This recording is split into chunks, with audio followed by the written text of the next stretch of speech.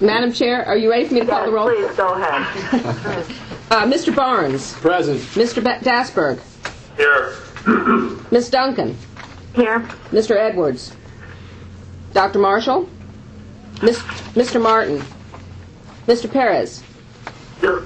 Mrs. Roberts. Here. Commissioner Smith. Dr. Solano. Here.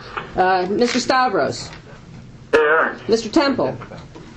I'm here in New York and it's 32 degrees. Thank you. Dr. Zachariah. Here. Madam Vice Chair, Ms. Parker. I'm here. Thank you. Madam Chair, you have a quorum. Mikey. I missed it's Eric Smith. I'm on the line as well. Thank you very much. Mikey, Norman Tripp, you didn't call me. Oh, I'm sorry. Norman Tripp, you're here too. Thank you. Okay, this is going to be very brief. We've got a very short agenda. Some of them are must-do items, which is why we're having the meeting. I just want to take a minute and tell, as we enter the holiday season, wish everybody a very happy and healthy, warm holiday season, and to congratulate all of our universities for the strides they've made this year. I want to congratulate particularly FSU for the selection of their new president, Dr. Eric Barron, and I think he's got some wowing credentials, and I'm looking forward to meeting him. I did welcome him by email, and I got a very nice response from him. Is there So anything that's to be going said to- for the fact that he's got 2 degrees from the University of Miami? Well, that he has that as I well love as the one man. from FSU. I love the man. Well, he seems to be very affable as well and good at fundraising, and he seems to have all the criteria we're looking for, and the university particularly was looking for. So congratulations to FSU and Dr. Barron, and we look forward to meeting him at our first in-person meeting. Want to congratulate all the schools that are in bowl games. We seem to have, I believe, 4 of our system schools and University of Miami, of course.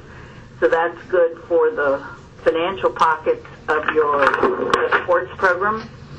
I just want to report very briefly on the trip that many of us were on to Washington, D.C. to speak one-on-one with many of the members of Congress in order to enhance the opportunity to expand medical residencies.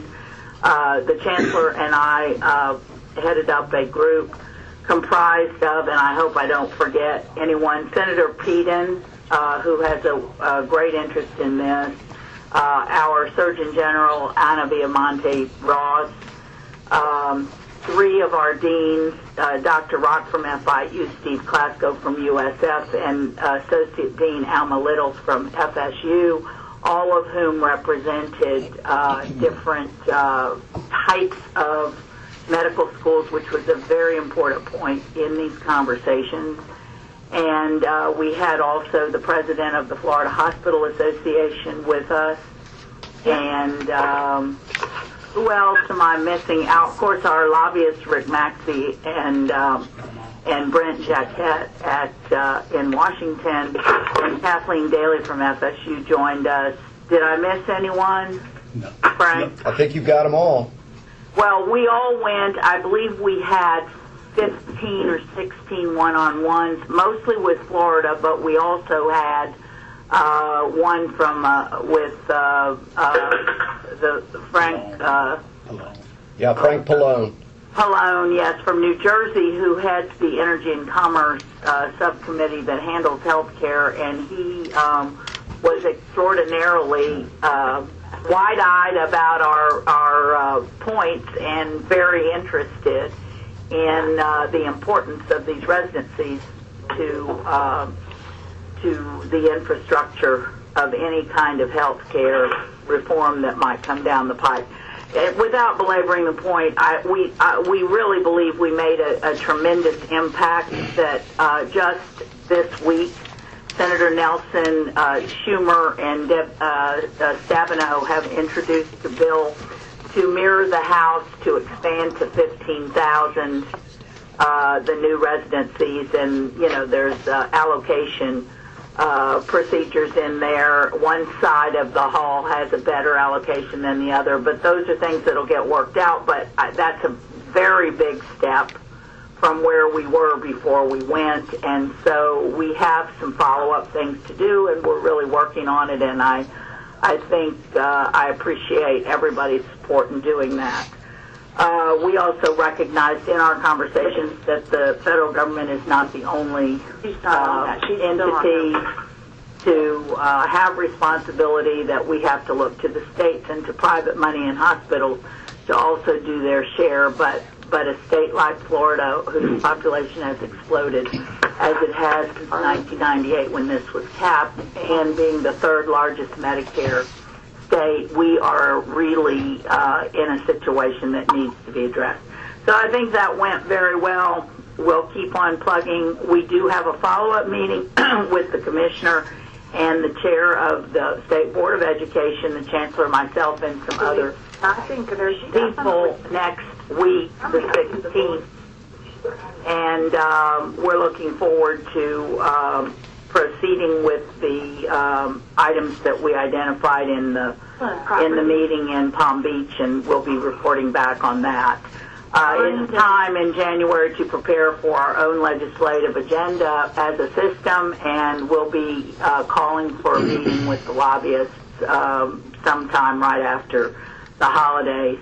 You're going to hear a robust update on shared services from Governor Duncan today. We're going to be focusing on shared services and efficiencies in the coming months. It's very important to the legislature and, of course, just a good business practice.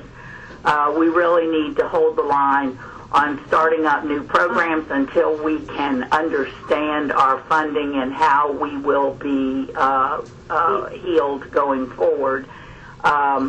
We also should begin to look at imposing some efficiencies in academic programs, and I'm sure that we can put together a group that will just take a look at that. It may or may not be something that's fruitful, but I think it will, and we've proved as we go through the agenda with the medical education funding work group that things like this, things that are very difficult, can also be completed.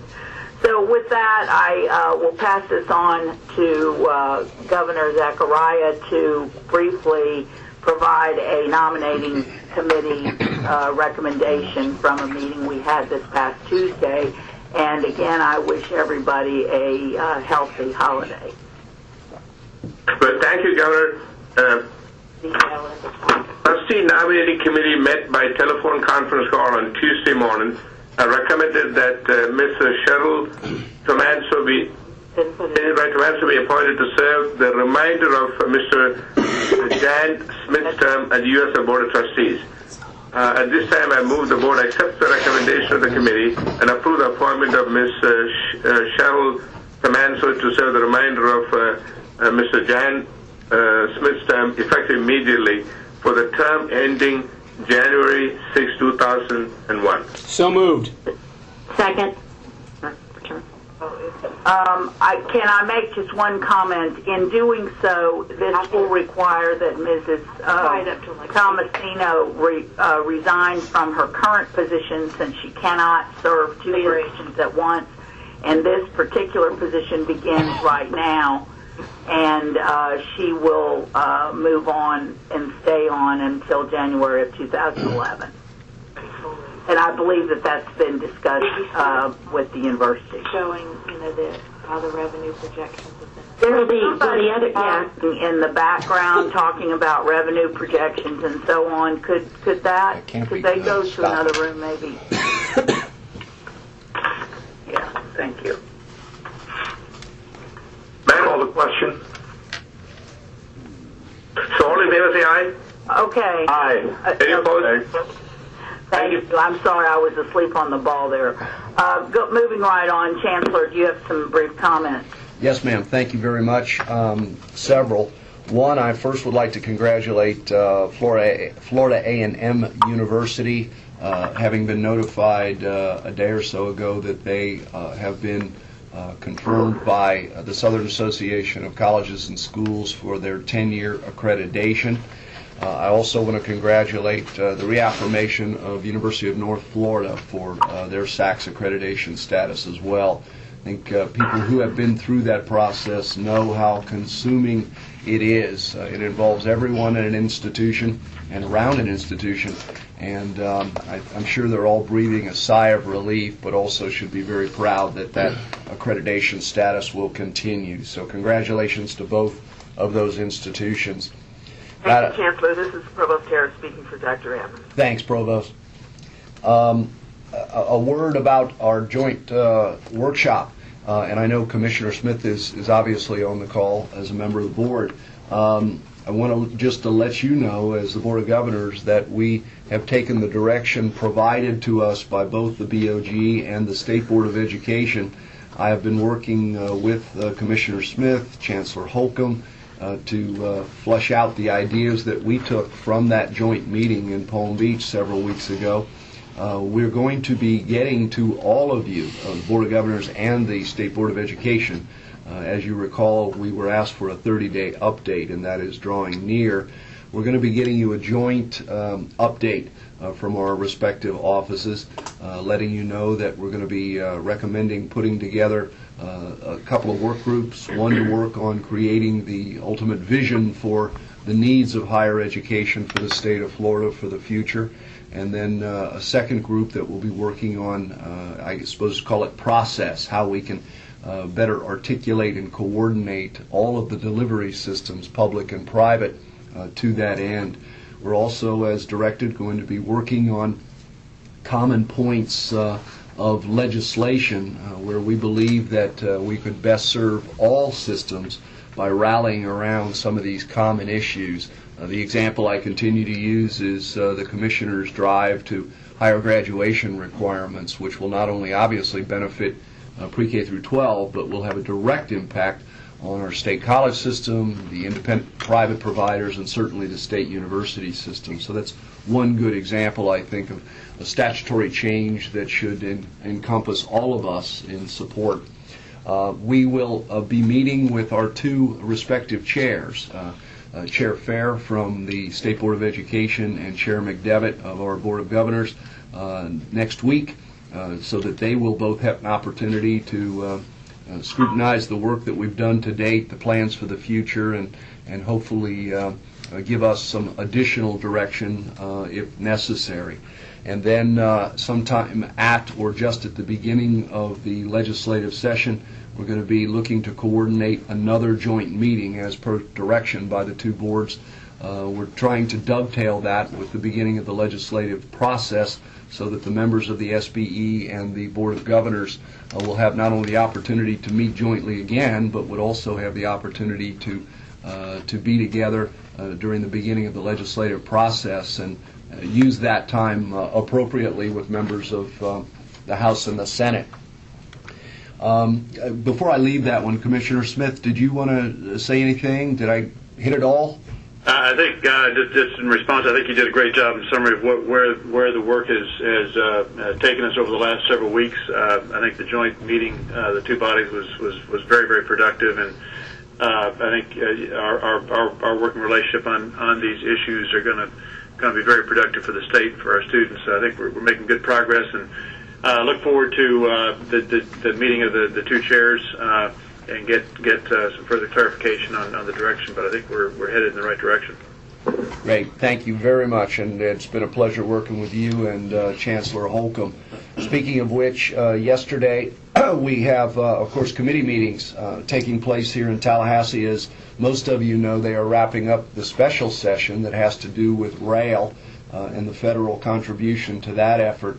But at the same time, their committees continue in the House and Senate, and yesterday both myself and,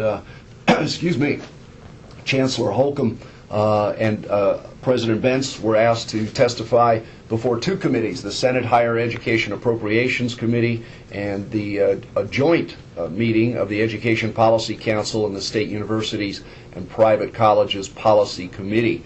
Both of those presentations, I think, went very well, largely focusing on articulation and coordination of effort. We continue to update them as to our efforts to create a vision and a process that will do us proud in the state of Florida. And they were both, I think, Commissioner, highly complimentary in terms of the efforts of both boards and the people involved in that endeavor. The medical education funding report is up before you today, and even prior to you taking it up, I really would like to thank Chair Roberts and all of the people who worked so very hard. That's been a long time coming, and a great deal of effort and energy went into a very complicated issue surrounding medical education funding. Clearly, what you're going to see placed before you today by way of number represents the rock bottom necessary funding, we believe, to make sure that our medical education programs are able to do the job that we're asking them to do. You'll see represented in the report that not all the funding streams are there. This represents, we believe, the necessary state contribution to that effort as a bottom line. But again, Chair Roberts, thank you and all the members of the committee for the great work you've been doing on that issue. It's an outstanding body of work. A quick word, as you all know, we brought before you several months ago, shortly after I started as Chancellor, what we called then the skinny legislative budget request, and that encompassed some of the basic blocking and tackling funding needs that we believe are necessary to continue to move forward with our efforts in the state university system. Things like medical education funding, things like replacement of federal stimulus dollars, request for PO&M money for maintenance of facilities and the like. That represented just about $350 million. But we also made it clear that that would not represent the total of our legislative budget request. And as you all know, by January we have a deadline to amend our legislative budget request, and it will be our intent to come back to you as the board with an amended LBR that will encompass the other half of the legislative budget request. We continue to work on the issue of New Florida, which is not only next year's recommended budget request, but also, as you know, a multiple-year, predictable funding, flexible funding approach to the state university system. We work that continuously with the governor's office and the House and Senate membership. We have also been embraced in that endeavor by groups like the Council of 100 and the Florida Chamber of Commerce. So it's our hope that by January we will be in a position, not only because we need to by deadline, but also be in a position to announce the other part of our legislative budget request, which would be more than just next year's budget request, but also encompass, we hope, the first installment of that multiple-year predictable, flexible funding model that we would then dovetail with our accountability efforts to provide not only predictable funding, but also an accountability model that will be able to, on an annual and multiple-year basis, demonstrate that we are making efforts in those priority metrics that we've been working on, not only with the universities, but again, have included staff of the House, Senate, and Governor's Office in creating. As you all remember, we just recently passed the regulation that requires us as a board and as individual universities to develop and then monitor the accountability system. And we will be working continuously with the universities who've been outstanding to work with on this project, as big as it is, to develop additional metrics, as well as begin to look at some forecasts for where each university might want to project they go with each of these metrics, as well as those very important work plans, so that we can get a better personality read on each of our 11 institutions and where they are and want to be with baccalaureate degrees, masters, PhDs, and research effort. That will give everyone, I think, a much clearer map as to where each university is headed and how they're going to use their resources and what sorts of results we can expect, as well as give people like the Governor's Office, the House and Senate, and clearly the Board of Governors the opportunity to better organize ourselves in that regard. The Florida presidential search, Florida State University presidential search. I did too, Madam Chair. Want to thank the Board of Trustees at FSU, commend them for their effort, but also welcome Dr. Barron.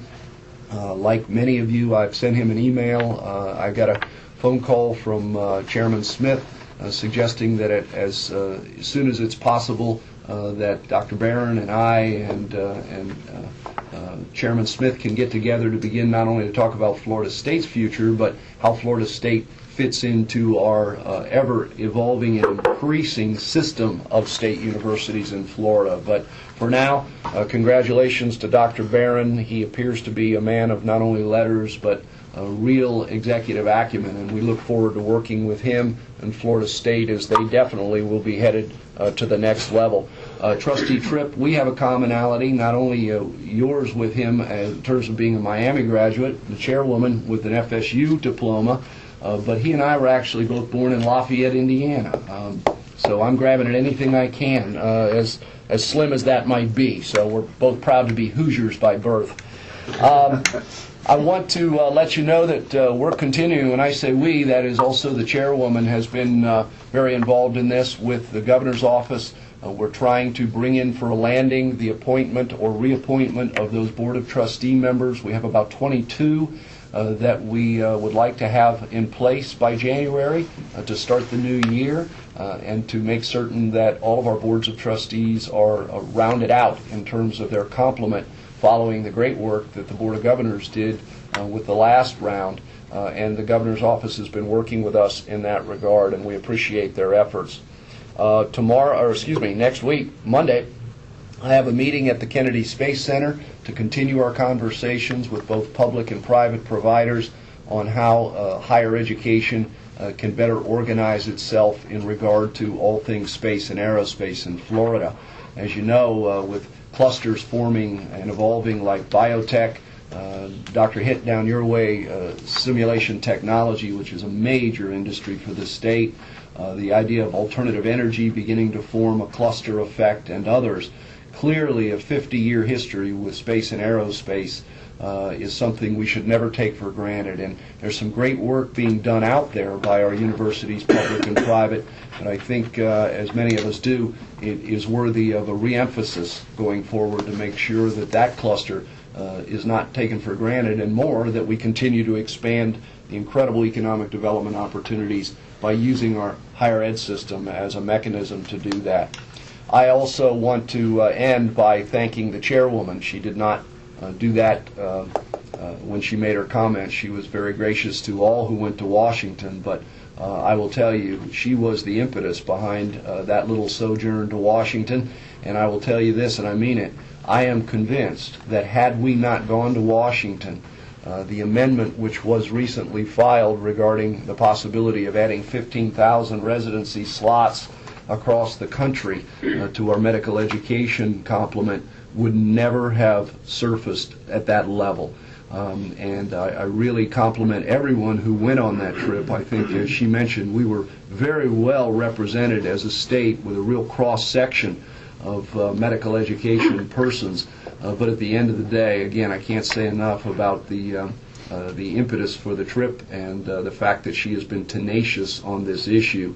I don't know where it's going to go. No one does. This is going to be a long issue of health reform effort. And even if we are not successful with this round of health reform and having this in there, the good news is we have many members talking about looking at other opportunities to insert residency programs in other places. So thank you again, Madam Chair, and everybody who was a part of that. For those of you from universities who allowed us to steal some of your folks to take with us, I can tell you the effort was worthy, and I think the result that we've already seen presents itself that way. So thanks to everybody, and with that, I will stand down and turn it back to you, Madam Chair. Thank you. Thank you, Chancellor Brogan. Let's move on to the next item on the agenda. Governor Duncan, give us an update on the shared services. Yes, I will try to be brief, but it is an important area, and that we really hope we can make a big difference on our budgets at all of our universities. and also want to thank the staff. They've all been working so hard on it. Back in June at our meeting, Bill Merck from UCF highlighted several areas of success that we've been having, particularly in a contract that we awarded for builder's risk insurance, which can be used system-wide, and a few of our institutions are already taking advantage of the contract, and others are in the process of considering how they do tie into it as well. And we're going to keep monitoring that one and seeing what is happening. Most recently, the shared services has been looking at the procurement, and an initial conference call was held with university purchasing directors on September 14th, and they have an association called the Interinstitutional Committee on Purchasing, which provides a forum for sharing the best practices, and they actively participate in various regional and national purchasing consortiums, and we're looking at ways to continue to best leverage whatever spend we do have. The directors provided a number of examples of existing contracts which provide for shared or joint procurements, and we're exploring several new issues and ideas for that. They have a very long list that's extensive, and if anybody wants more information on it, feel free to reach out to either the staff, Tim, or Nancy if it's library related, but or myself. But they've got 30 different things they're focusing on to try to get the key areas they want. And at the top of their list is a system contract with Microsoft, some media buying opportunities, academic book vendors, and multimedia equipment. Again, that doesn't mean they're not looking at all the other things as well. And so then I also want to bring to attention a pretty important initiative that's been going on related to the library automation entities that are for all the education sectors in the Department of State. The Florida legislature directed the DOE to work with the university system, our Center for Library Automation, and the College Center for Library Automation, and the Public Schools Sunlink, and the Department of State's Florida Electronic Library to try to develop recommendations for 4 specific issues.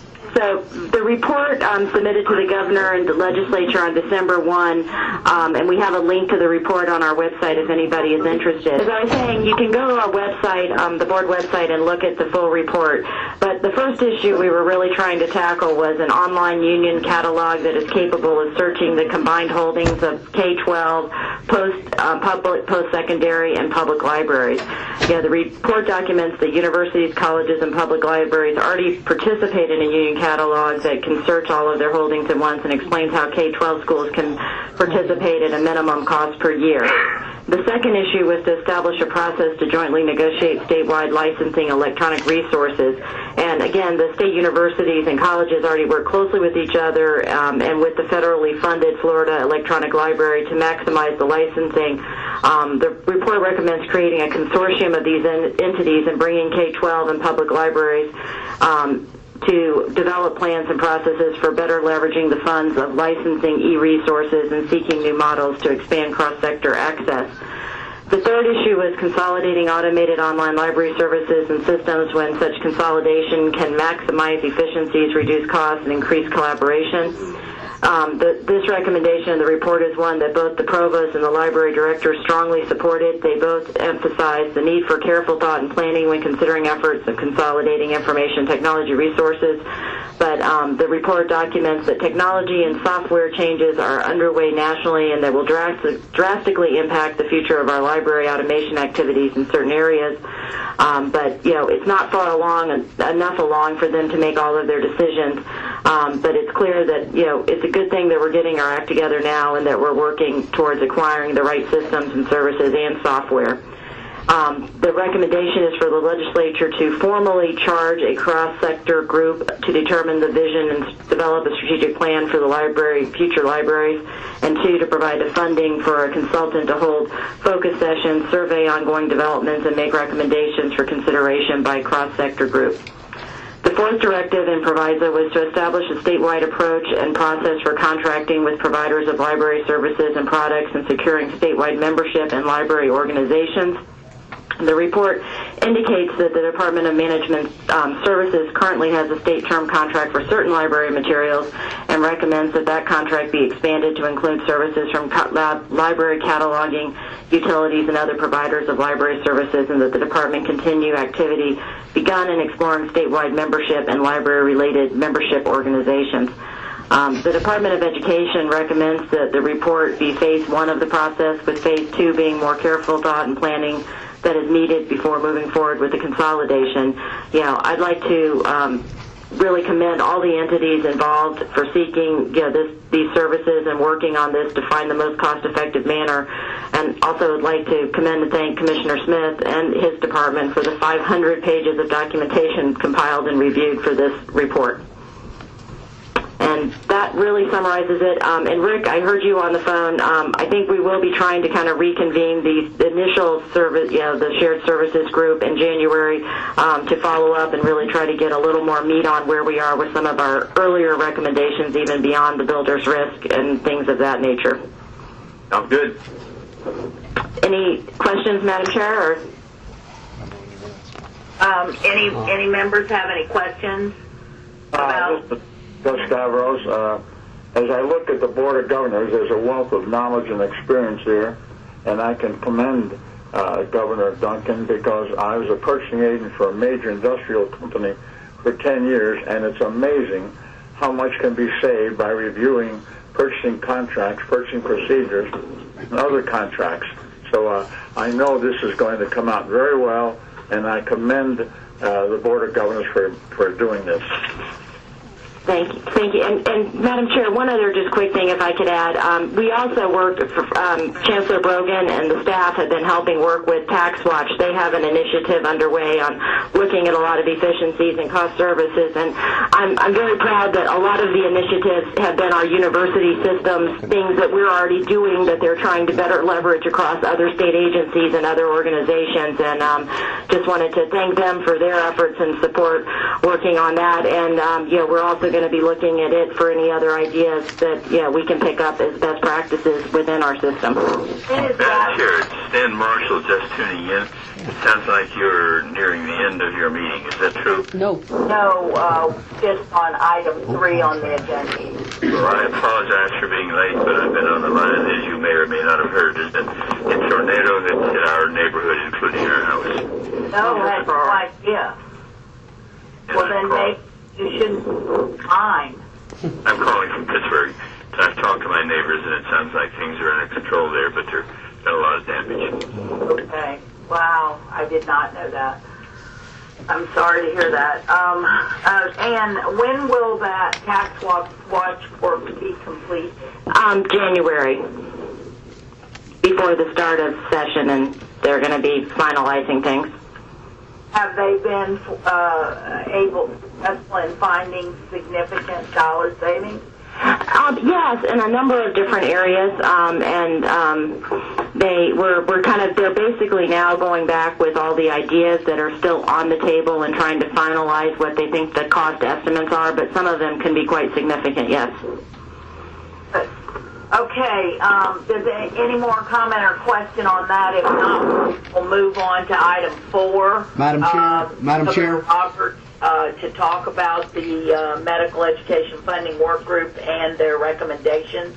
And I, too, would like to commend Governor Roberts and all of the members of the work group and President Manchin, who led it, for all of their commitment and hard work in this area. Thank you, Chairman McDivitt. I would like to recognize Ari Lamont and the staff at the Board of Governors. They have just been very dedicated to this. It's been quite complicated work, and the representatives from all the systems medical schools have been very involved and worked diligently to get this through. It's complicated, but in reality, when you read it carefully, you will see that it's a fair document that represents all the medical schools and understands that they are different. We have our young medical schools that have to be protected, and our medical schools that have been in place a long time that have also to be protected. So it's a very good work, and I thank you so much, Dr. Lamont, and I thank Bernie Manchin, who chaired this, and I hope he's on the line to make a comment. Hi, Carolyn. Thank you. I think this is something the state really needs, and it's going to keep the universities from being in a constant state of friction relative to the legislature. And it responds to the specific proviso language from last year, asking that we develop a funding methodology for consistent base level funding of state-supported medical schools. This is fundamental. There should be no difference in state-based funding for a medical school in any part of the state.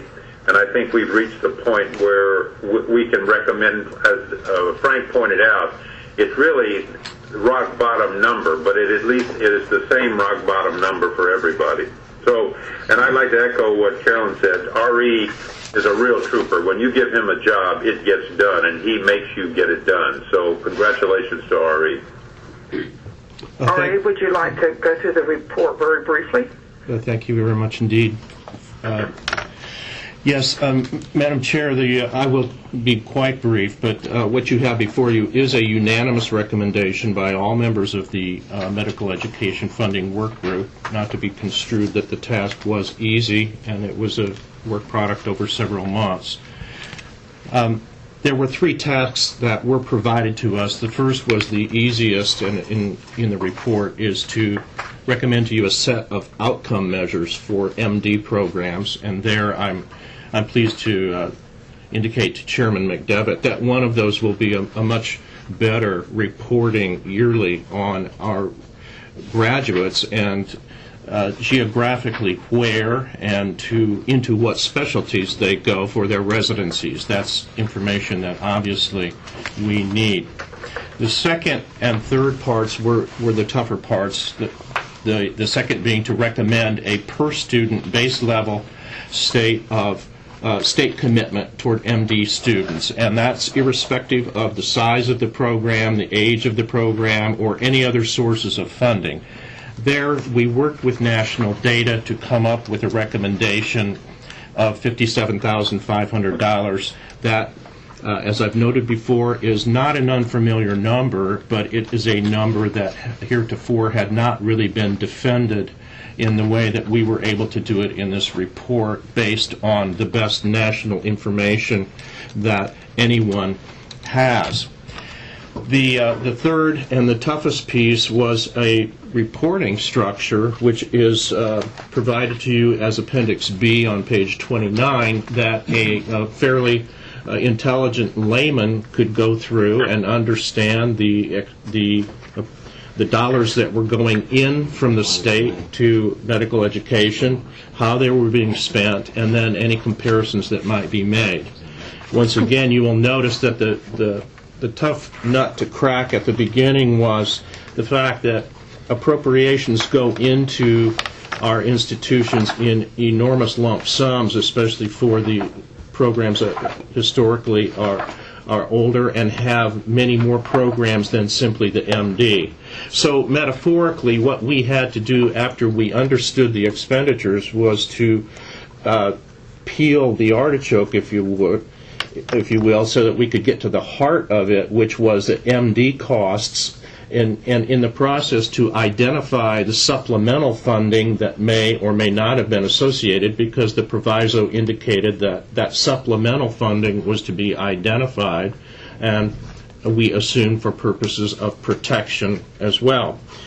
That's what you see on page 29 with this Appendix B, and then at the end you will see summary information whereby we take the student head count, or in this case, the only rational thing to do was to take the expected student head count for those universities that are still growing. That includes Florida State University, and I should add that the University of Florida also intends to add enrollments in the future, and this is not accounted for in this particular report. But to take planned full operational costs associated with our newer programs, as well as the best actual data that we had for the existing programs, and then we were able to come to some level of understanding with regard to the cost, but the state's current commitment per medical student and how much was being expended. You will see quite a variety. Once again, at the low end are historical institutions at $32,000 and $37,000 for USF. You will see also the Florida State University program is considerably more expensive. There is approximately $13 million more that is being expended in FSU's MD program. You may ask why and for what. The answer is on Appendix D on page 31 at the bottom when you look at supplemental costs associated with Florida State University. That $13 million comes directly from the legislative direction from the Florida statutes that created that medical school. And you can see in this appendix the 7 general areas that account for that $13 million and a $27,000 per student additional cost per FTE. Finally, you will notice that the costs per student at UCF and FIU are quite similar, as you would expect, since the programs were virtually joined at the hip when they started, at $50,000 per student and $58,000. These are the numbers that you would want to compare against that national recommendation of $57,500. So you're looking at something that's very close. In terms of the state commitment, once again, these programs have not yet generated all of the dollars that they will from other sources. But this report focused on the state's commitment given the incredible variety that we have of MD programs in the state right now. That concludes my report, Madam Chair, and I'll be happy to answer any questions if you have. Thank you. Would it be appropriate, Madam Chairman, to have a motion on the table and a second, and then you can have discussion? Yes, I think that is appropriate. I'd like to move approval of the report, and thank you, Dr. Lamont. Your second? Second. Okay, the report has been moved and seconded. Do we have discussion on the report? Hi, this is Zach Zachary. Just one question. Since there's such a big difference between UF and USF and the other institutions versus FSU, and I know Dr. Lamont talked about this, that $13 million that is spent for the training at 7 of the facilities. Does the other universities have the same cost involved in training the medical students? And if so, why is it so expensive? How come? I'm just concerned about the $85,000 per student, when I believe that other universities have to do the same thing at various hospitals. This is R.E. Lamont. I don't know if there's a representative from Florida State University who would like to take the question rather than me, but... This is Larry Abel. I'd be happy to. Yeah, please. The difference is the hospital already has all of the infrastructure there. At all of these sites, we're responsible for 100% of the infrastructure. And in general, if you look at medical schools, as you know, Doctor, around the country, you'll see a large variation in expenditures per student. It is very difficult to track, as RE knows, to track general revenue, practice plan switches, and other items throughout any budget. This is given that we were each reporting the best of our ability on our own, this is about as close as we can come. But I can tell you, since I put the initial budget together, that when I put it together, the differences in GR per student were not that great among the institutions. So some of that is some growth at USF and UF, and some of it is the high cost of being responsible for infrastructure, particularly at a remote site like Immokalee. Larry, when you say infrastructure, what does it really mean? Is that salary to the doctors or hospitals, or what do you mean by infrastructure? Well, in Immokalee, we have our own clinic. That is the building.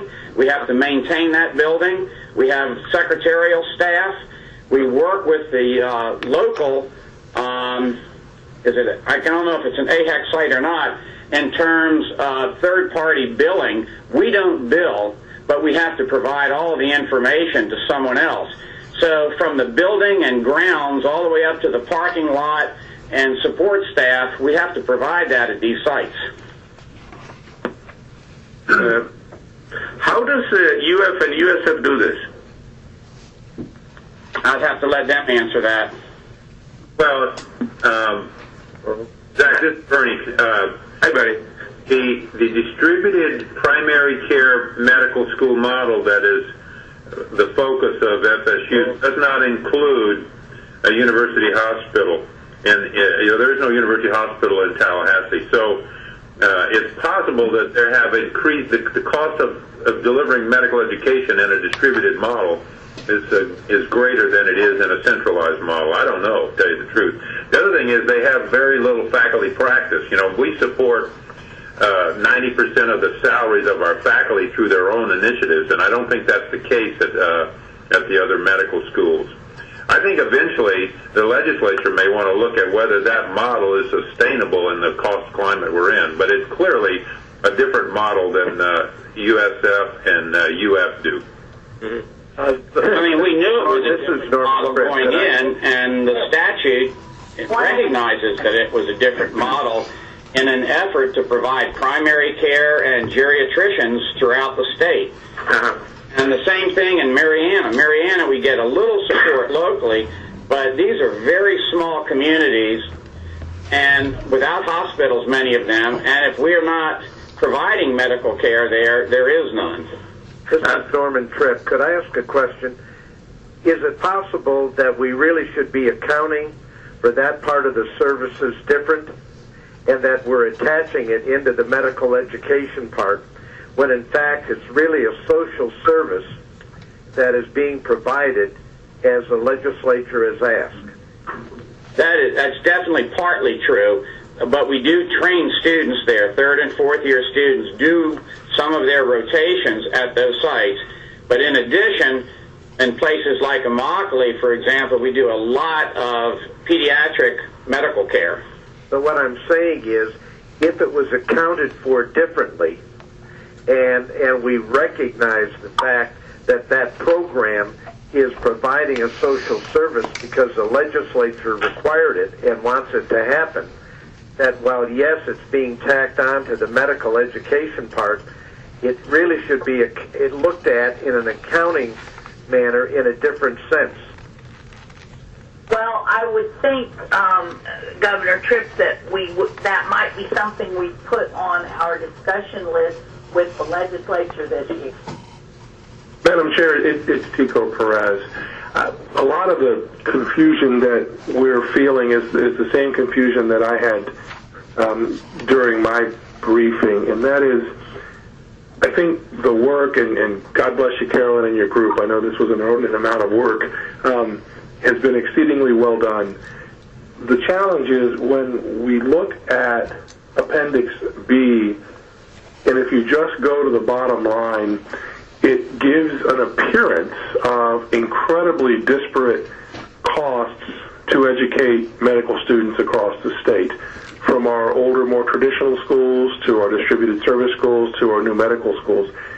And I think part of the problem with this number is it focuses solely on the state's expenditure per student based upon the existing models.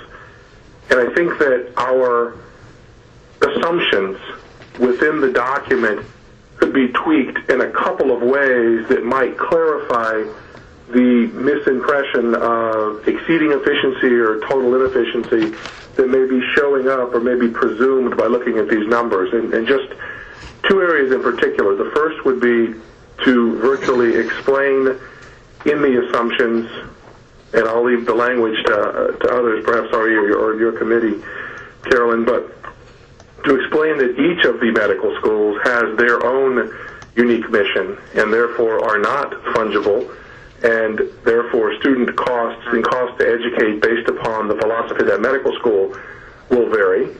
And secondly, that there are, in fact, other funding sources, as President Manchin said, that are going into this program that the more traditional schools, University of Florida, University of South Florida, are able to contribute to student funding. Now, whether or not they should is another conversation.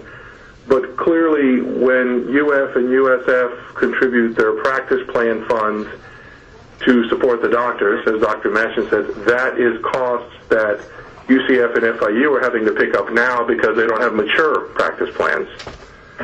So I had emailed RE some suggested language to add in an assumption on page 6, at least with regard to funding sources, but I think we should perhaps have an amendment suggested to the report talking about the funding sources as well as talking about the individual and unique character of each medical school so that it's not a perceived fungible.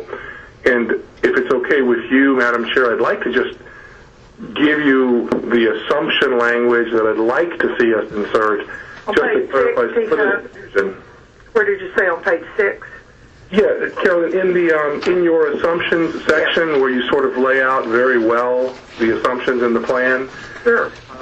What I would want to insert will be language similar to, and I'm not wedded to it, but just say that per the proviso direction of the legislature, the recommendation in this report is for a minimum base level of state support. The data in this report do not include sources of funding available to MD programs other than state funding, nor do they capture total funding expended on MD programs.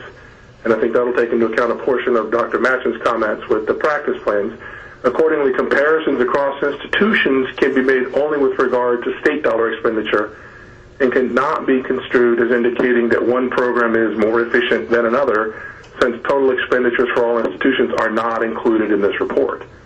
I think that would ease a lot of the confusion that I had, that clearly Dr. Zachariah was feeling, and not give an impression to any other reader that oh, somebody can do it for 32 and somebody's doing it for 85. I think that is a misimpression. I think there are other funding features in there, and I think this assumption helps clear that up.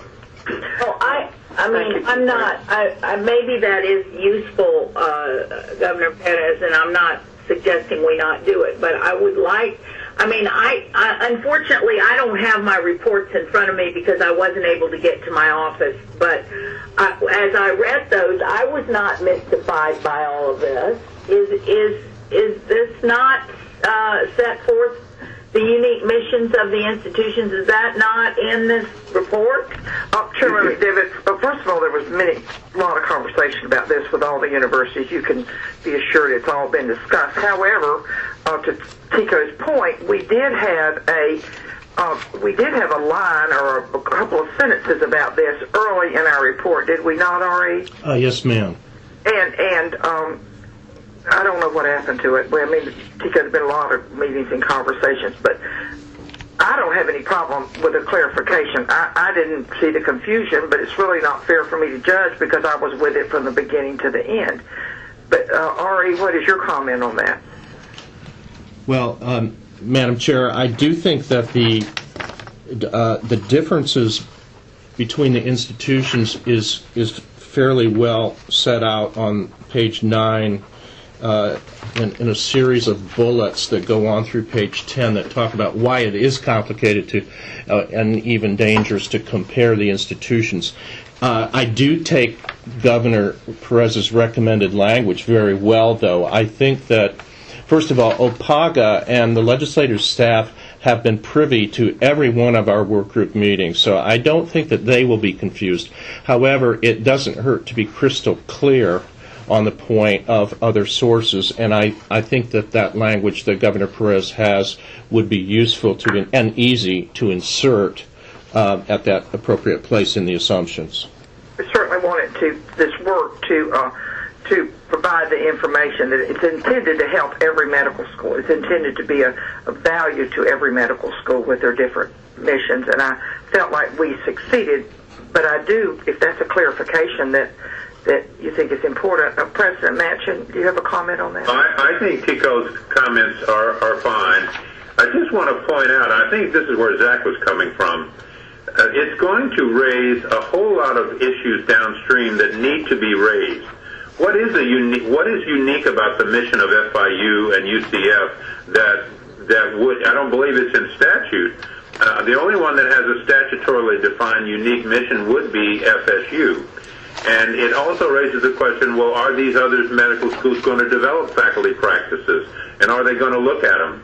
And are we going to look at ultimately whether we can afford a distributed model, medical school model? All of that is downstream. And this report simply provides the baseline from which that conversation can go forward.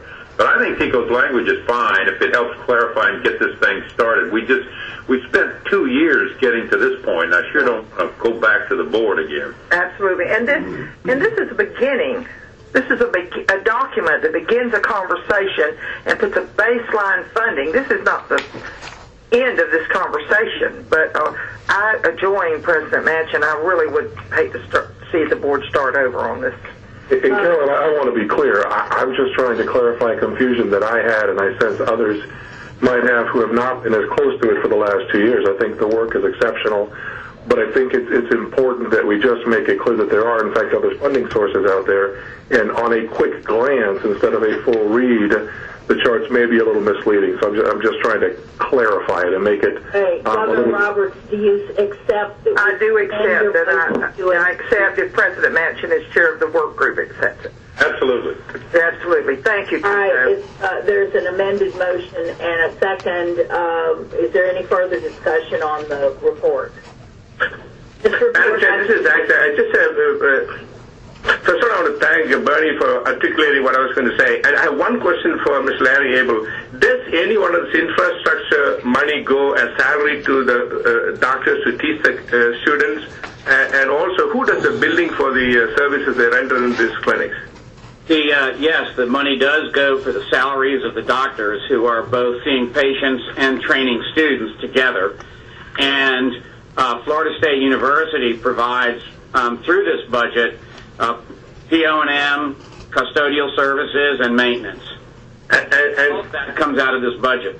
Okay, out of this $13 million, how much of the money goes as salary to physicians? I can find that out for you. I don't have it off the top of my head. Is that a small percent or a big percent? It's probably a big percent. Yeah, see, that's what that's my concern about spending too much money. Especially one of the two of the finest institutions in Florida can teach a kid for $32,000 when FSU makes $85,000. I think it's just not right. I think something needs to be looked. It's a problem of the legislative direction and the mission and model that they are required to proceed with. Yeah, but they're not required to spend maybe $10 million in doctors' salaries. Well, you could talk about this all day, but there's a lot of different ways, as you well know, to devise a medical school budget. As President Manchin said, 90% of their salaries are covered by a practice plan. I don't see how our faculty at these remote sites run a practice plan that would generate anything like this. And I visited a lot of sites, particularly in Wyoming and North Dakota, where 100% of the faculty salaries have to be paid in rural sites because they can't run a practice plan there. You've got some Medicaid and not much else. Norman Tripp, the Immokalee situation is they've got to have doctors there. And you may even have to pay doctors a premium to get them to go there and live. It's not exactly the best place in the world.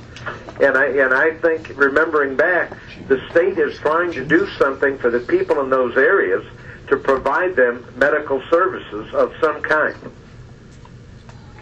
And that's why I was saying that, maybe I was using the wrong words, but if in fact the medical school is engaged in a process of providing services that the state says it needs in that area, it should be carved out as an expenditure that may be much higher than the other medical schools are doing, but that is not higher in terms of how can the state provide the service there. For them to just reimburse doctors to go there without any education connection may be much higher. True, Am I wrong on that thought? I think this is something that adopting this report is going to allow us to begin the conversation with the legislature on these very items, because I think everybody has the same questions and reacts the same way, and the reality is what it is.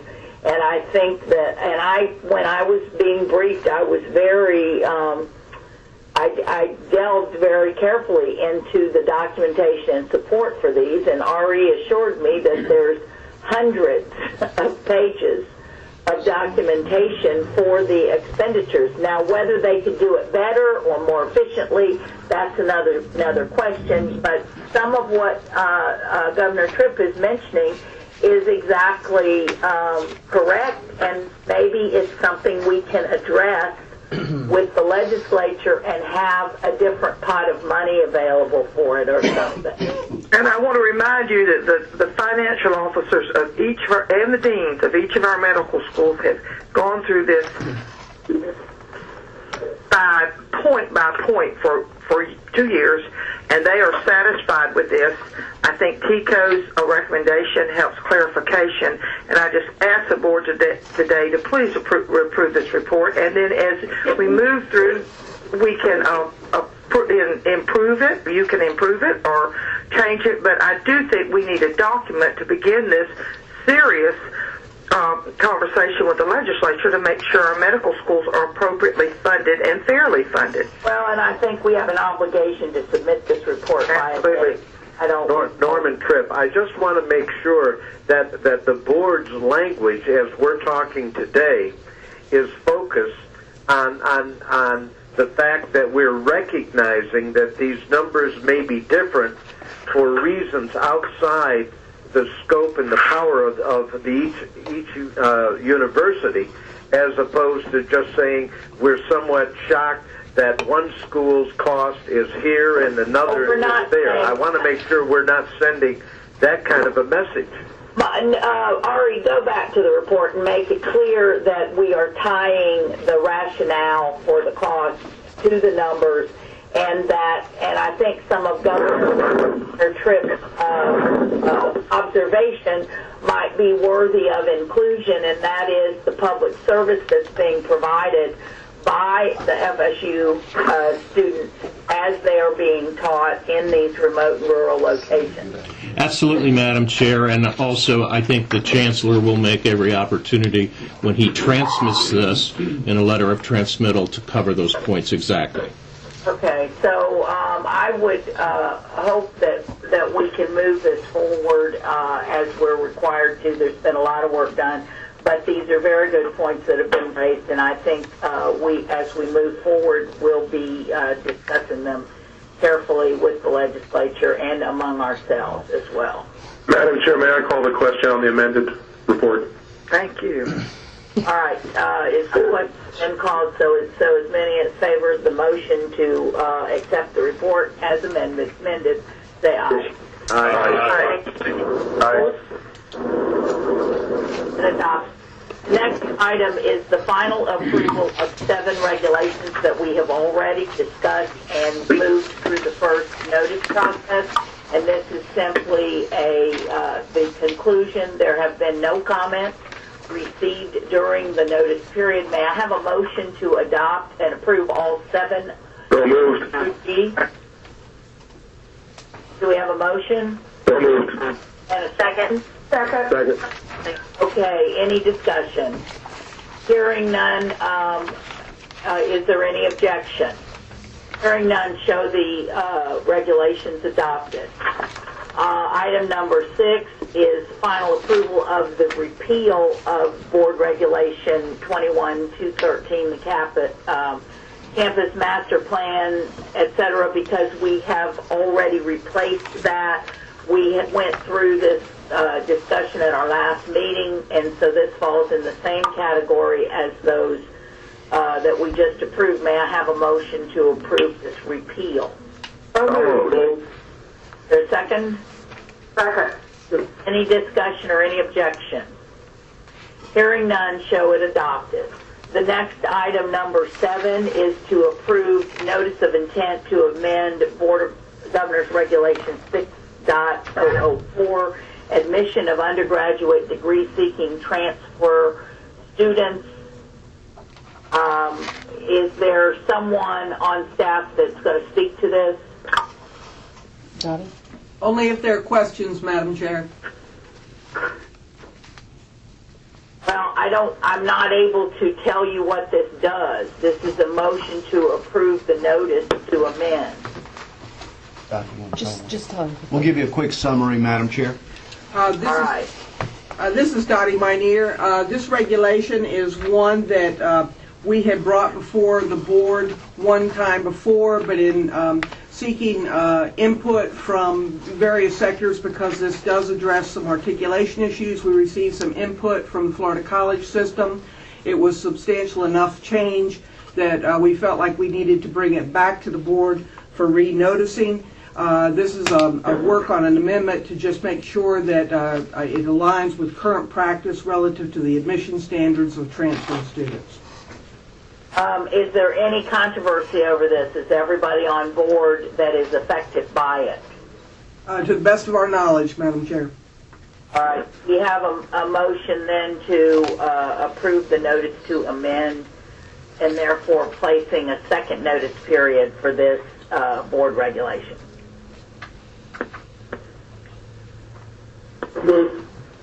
Second? Second. Any discussion? Any objection?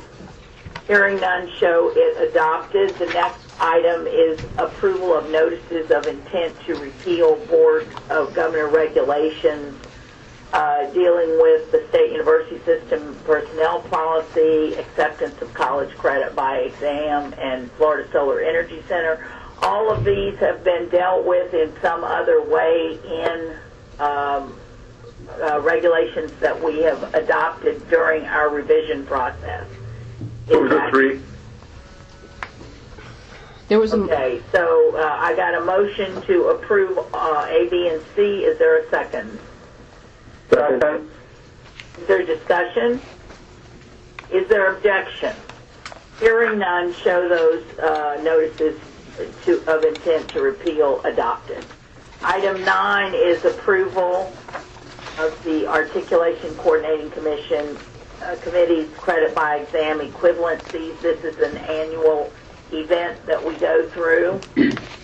Is there any explanation, anything out of the ordinary, Dr. Minear? No, ma'am. Okay, we need a motion then to approve the... So moved. There's a motion, and is there a second? Second? Yes. All right, we have a motion and a second. Is there discussion on that? Hearing none, is there objection to approving the credit by exam equivalencies? Hearing none, show it adopted. Item 10 is to approve a resolution authorizing the issuance of debt by the University of South Florida Financing Corporation to finance the construction of a student athletic sports complex. We need a motion to approve the debt resolution that's in your packet. So moved. Second. Is there any discussion? Is there objection? Show the resolution adopted. Similar resolution authorizing FAU to implement a guaranteed energy performance program at its Boca Raton campus. There's a lengthy contract attached to your material. It's very standard. I've done a lot of these actually in my former life. So is there a motion to approve? Approved. Second. And hearing none, show that resolution adopted. Item 12 is to authorize the release of funds from the Concurrency Trust Fund in accordance with the campus development agreements between Florida Atlantic Board of Trustees and the City of Boca Raton. How much is how much? How much? 22 million, I think. This is an amount of $7.9 million. $7.9 million, Madam Chair. What is it for? The campus development agreement. Okay, but is it roads and stuff? Yes, ma'am. Yes, ma'am. Infrastructure. Is there a motion to approve? So moved. Second. Second. All right, is there any discussion on the release? Madam Chair, this is Frank.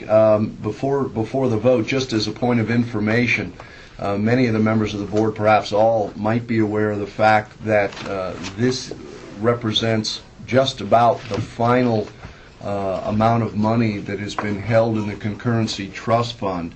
One of the things that we're going to have to do is work with the legislature on how we want to handle the issue of concurrency as the state university system going forward. That Concurrency Trust Fund has always been a source of revenue that's provided us, just as it did today in its final chapter, an opportunity to fund some of those infrastructure needs relative to the growth and development, not just of our campuses, but of the adjoining communities as they work in tandem with our campuses. At this point, with that fund now all but completely depleted, we are going to have to address this with the legislature in the upcoming session to see how they might want to deal with it going forward. So I just wanted to apprise you of that. How has it been funded in the past? In the past, it was funded from a tax on a service charge of a local option fuel tax. That was redirected several years ago to the State Department of Transportation, and now we're just living off the accrued balance. And as Chancellor Brogan mentioned, this will be one of the final payments if authorized by the board. All right. We've had a motion and a second and an explanation. Is there further discussion? Is there an objection? Hearing none, show the release adopted. Item 13 is to authorize the naming of the off-grid zero-emission building to the Kirby W. Kemper off-grid zero-emissions building on FSU's campus. I have seen the building, and it's quite an interesting little experiment. So congrats to Kirby if we do this. Does anybody have a motion and a second? I'll move it, Madam Chair. Second. Second, Madam Chair. Is there any discussion? Any objection? Hearing none. Congratulations. Adopted. All right. Item at the end, we need to remind you to just stay on the line a couple minutes. We're going to have a short meeting of the foundation. And again, I thank you for your patience through this meeting. We will have our next meeting where and when, Mikey? I'm working on the location, January 27 and 28. All right, and this is a very important meeting because we finalize our LBR and we begin to put in motion our legislative process. We will hopefully have an opportunity to meet the new President Barron from FSU, and we have a variety of other things that come before our January meeting. So I encourage everybody to make sure their calendars are in sync and are able to come to the meeting. Very important. We do not know, of course, when the governor or if the governor will be announcing new members, because there are some of us whose terms will have expired by the 6th, but until he does, we carry over. So with that in mind, everybody keep their eyes and ears open. Okay, is there a motion to adjourn? Madam Chair, this is John Barnes. Yes. Just so, well, so it's great talking to you. Just a quick announcement. The Florida Student Association, as of last night, signed the contract for their new association management firm. Ramon Alexander will be representing us. I'm bringing him over to the Board of Governors office today to introduce him to some people. It's been a long process, but after 5 months of basically the students keeping it afloat, we now have our firm, and we're very excited about moving forward. We're planning a trip to a few of our sister universities to introduce them to the new firm and to show them the new direction that we're moving. And I'm quite confident that we can all be on the same page by the time session rolls around. I sure hope so. I hope everybody's happy, and congratulations for that step forward. Thank you. Hey, John, would you let us all know when you're in our respective markets? Yeah. Absolutely. This is Judy Solano. Could I ask, are all the student government associations on all the campuses still active within the group, or have some split off from the group? Hi, Judy. Yeah, no, we're staying in constant communication. We are not all currently active members, but we are in constant communication, ensuring that the voice of the students is one united front. And I would love to talk to you more in depth about this back in Jacksonville. Okay, great, thank you. And one other thing, Madam Chair, I'd like to ask somebody from the Board of Governors staff to get back with me offline. I have a couple of questions about the undergraduate degree-seeking transfer students that we just agreed to kind of advertise that we're looking at changes on that.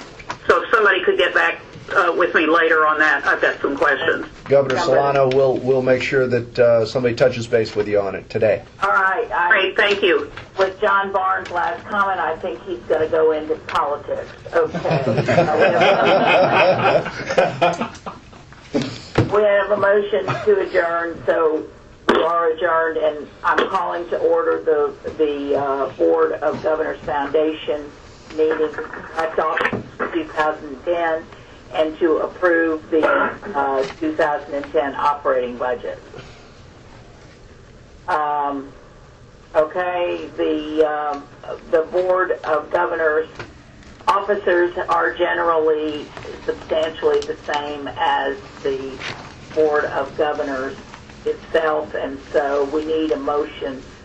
Madam Chair, I move the slate presented in the agenda. Second. Thank you. Is there a second? Second. Any objection or any discussion? Okay, is there any objection? Hearing none, show that adopted. The operating budget was attached.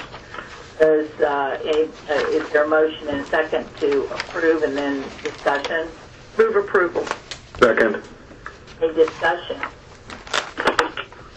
Is there any objection to approval of the operating budget? Okay, hearing none, show it adopted. And with that, I guess we will constantly have the same nagging issues as to how do we fund this foundation to be able to supplement the expenses of the board in a fashion that's effective and efficient. And we need to continue to wrestle with that consideration, and hopefully anybody that's got ideas will again bring them to us.